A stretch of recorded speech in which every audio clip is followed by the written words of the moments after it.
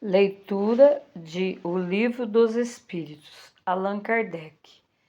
Continuação do capítulo 6º, Vida Espírita. Ensaio teórico sobre as sensações nos espíritos.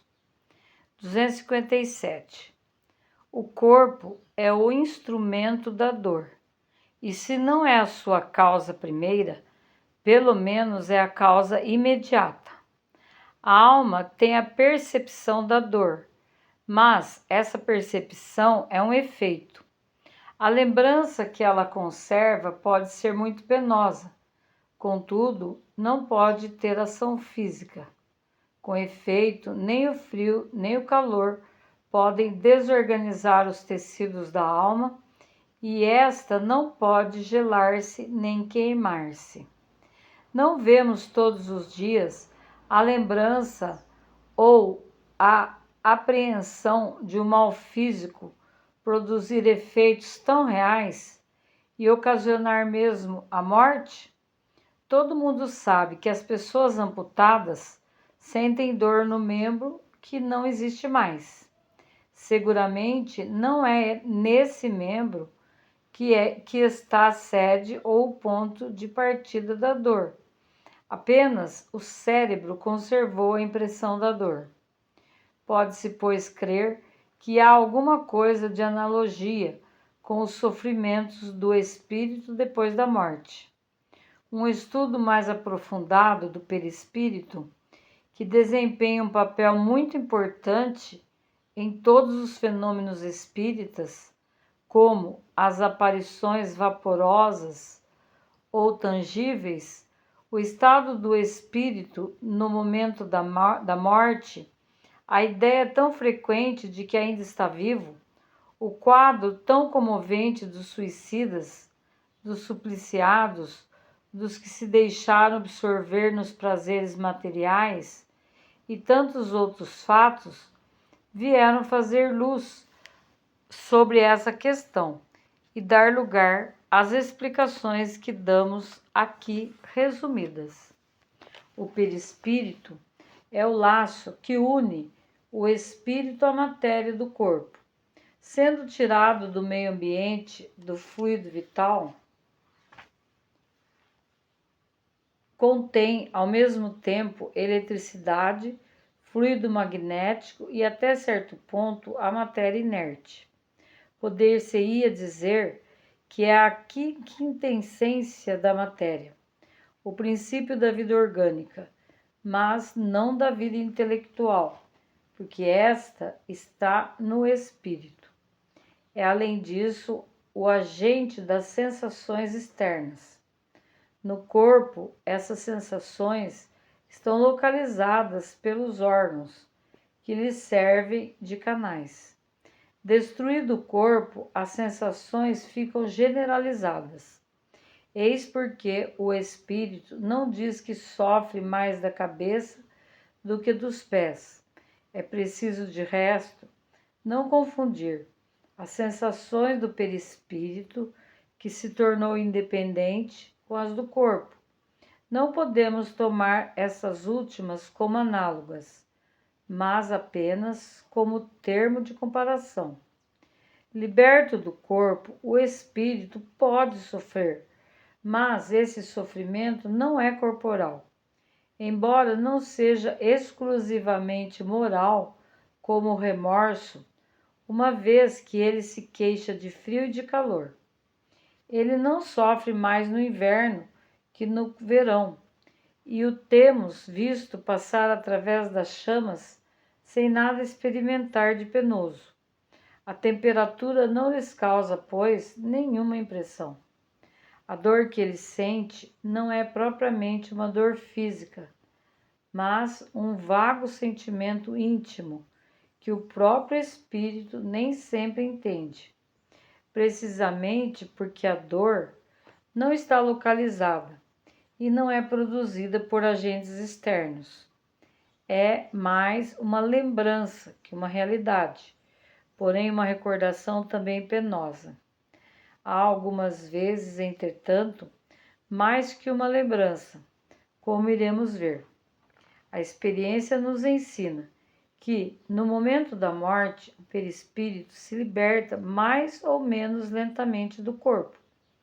Durante os primeiros instantes, o espírito não entende a sua situação. Não se crê morto porque se sente vivo. Vê seu corpo de um lado, sabe que é seu, mas não entende por que está separado dele. Este estado perdura enquanto existe alguma ligação entre o corpo e o perispírito. Um suicida nos disse: não estou morto, e ajuntou: entretanto, sinto os vermes que me roem. Ora, seguramente os vermes não roíam o perispírito, e muito menos o espírito, roíam apenas o corpo. Entretanto, com a separação do corpo e do perispírito, não tinha se completado, resultava uma espécie de repercussão moral que lhe transmitia a sensação do que se passava no corpo. Repercussão pode não ser, talvez, a palavra certa, pois faria supor um efeito muito material. Era antes a visão do que se passava no corpo, ligado ainda ao perispírito, que produzia nele uma ilusão, a qual tomava por uma realidade. Assim, não era uma lembrança, pois que durante sua vida não havia sido roído pelos vermes. Era o sentimento de um fato atual. Vê-se por aí as deduções que se podem tirar dos fatos quando são observados atentamente.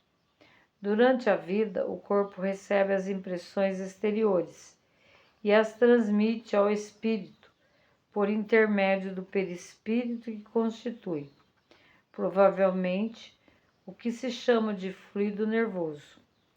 Morto o corpo, ele não sente mais nada, visto que não há mais nele espírito, nem perispírito. O perispírito desprendido do corpo experimenta a sensação, mas, como esta não lhe chega mais por um canal limitado, é generalizada. Ora, como na realidade ele não é mais que um agente de transmissão, pois é no espírito que está a consciência. Resulta disso que, se pudesse existir um perispírito sem espírito, ele não sentiria mais do que um corpo morto. Da mesma forma, se o espírito não tivesse o perispírito, seria inacessível, e toda sensação penosa, como ocorre com os espíritos completamente purificados. Sabemos que quanto mais eles se purificam, mais a essência do perispírito se torna etérea, do que se segue que a influência material diminui à medida que o espírito progride, quer dizer, à medida que o próprio perispírito se torna menos grosseiro. Mas, dir-se-á, as sensações agradáveis são transmitidas ao espírito pelo perispírito, da mesma forma que as sensações desagradáveis. Ora, se o espírito puro é inacessível a umas, deve ser igualmente a outras. Sim, sem dúvida, para aqueles que provêm unicamente da influência da matéria que conhecemos, o som dos nossos instrumentos, o perfume de nossas flores, nenhuma impressão lhe causam. Entretanto, ele experimenta sensações íntimas, de um encanto indefinível que nem podemos imaginar, pois, a esse respeito, somos como cegos de nascença em relação à luz. Sabemos que ela existe, mas por que meio? Aí se detém a nossa ciência. Sabemos que existe percepção, sensação, audição, visão, que essas faculdades são atributos de todo o ser, e não como no homem, de uma parte do ser, mas ainda uma vez, por que intermediário? É o que não sabemos. Os próprios espíritos não podem nos dar conta. visto que nossa linguagem não está em condições de exprimir as ideias que não temos, da mesma forma que a língua dos selvagens não tem termos para exprimir nossas artes, nossas ciências e nossas doutrinas filosóficas.